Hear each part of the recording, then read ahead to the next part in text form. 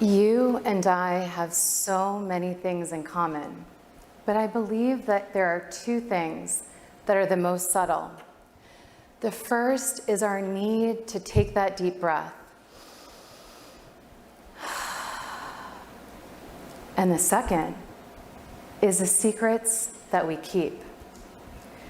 Today, I'm going to be sharing a story that hasn't been revealed outside my closest circle since it happened 10 years ago. It's a secret that nearly took my breath. Exactly today, funny enough, 10 years ago was the last time I spoke to my father. He had his strong, cold hands wrapped so tightly around my neck, and I was gasping for air. Thankfully, my mom was able to take his hands off my throat. Otherwise, I wouldn't be standing here today. Well, this is my father. This is what he did. And let me tell you why he did it. For me, keeping secrets feels just like that, like I'm gasping for air, like I can't fully breathe. And clearly, I've been keeping my own secret for far too long. We all might be keeping our own secrets, but we also might be keeping someone else's secrets as well. And that's what my mom and sister were doing. They were keeping my father's secret. They were his secret keeper, but his secret wasn't safe with me. To better understand the secret, we need to go way back to my childhood, which was so ideal. We lived at the end of this beautiful cul-de-sac. Our summers were spent vacationing through Europe, and our school year was filled with after-school sports and activities. Gymnastics, tennis, dance, skiing, you name it, we did it under the guidance of two parents who looked like they loved each other. My father worked for himself, importing chemical dyes, and my mother was an accomplished CFO. Like most moms, she would be a busybody, going, picking us up from soccer, coming back home, helping us with our homework, making sure that there was a warm meal prepared on the table. And she did it while looking so effortless, so polished. My father would be that guy that knew all the neighbors. So as he would be mowing the lawn outside, the neighbors would wave hi as they passed him by. So we were just that. From the outside looking in, everyone thought we were this picture-perfect family. But in fact, on the inside, we were far from it, because we were keeping a secret that my father was kind. He was also a loving husband. My mom and sister excelled at their roles as his secret keepers. There would be so many times where,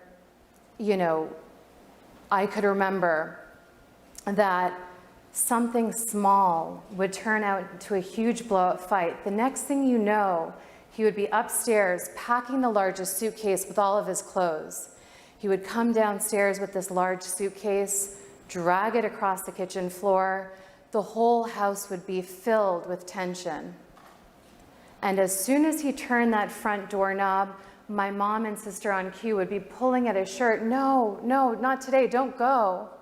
Meanwhile, I would kind of stick my hands out the door and say, yeah, you can go. And clearly, that wasn't okay. That's when he would look me in the eye and say, Sheena, not today. My mom and sister were hanging on, not just to his shirt, but to the notion that they needed this husband and father figure around within our four walls. Otherwise, their life would be completely in shambles. But the fact was, is inside our four walls, we were living a life of fear and control, and one misstep could cause him to go into complete rage. It's really hard to explain, even to our most loved ones, how this happened, how we got here, because he had the dueling personalities of Dr. Jekyll and Mr. Hyde. On the outside, it helped that he was tall, dark, and handsome, super charismatic, these angelic eyes, this beautiful face. He knew what to say, when to say it, how to say it to. So the murmurs outside would be, gosh, your dad, what a great guy. To my mom, Wow, you landed a really good one. But on the inside, he was able to be his true self, cold, unapproachable. And even though he was a father living in these four walls, we actually didn't know much about him. But he knew every little detail about us and would be able to dictate who we could see, when we could see it, when we could see them, and when he felt it was appropriate for us. So I remember me and my sister for the longest time just wanted to be able to see my grandmother when we felt like, but we couldn't. And so I dreamed of a better life, not only for myself, my sister, my mother, and even my father. What was the point of this all if we were all living in this situation, suffocating? Well, clearly he wasn't suffocating, because we continued to play by his rules. We continued to shower him with affection on the outside, and on the inside, we behaved. We kept silent. And fortunately or unfortunately, I was the oddball out. I wasn't a good player at his game. I would slip up, I would fumble, I wouldn't have the right words to say, nor would I do the right thing. So that one night, when he came home late. As soon as he came home, I noticed two things immediately. His eyes were bloodshot, his face was red, and I knew it. I knew he was intoxicated. But again, I couldn't help myself. So I slipped up and I asked him, "Dad, is this really what you want for your life?" This was out of line, and he went straight for me, went straight for my neck, and he grabbed it so tightly. And when he squeezed hard, I thought to myself, "Sheena, this is going to be your last breath." When my mom was finally able to remove his hands from my neck, I knew this place, this home, these four walls were no longer safe.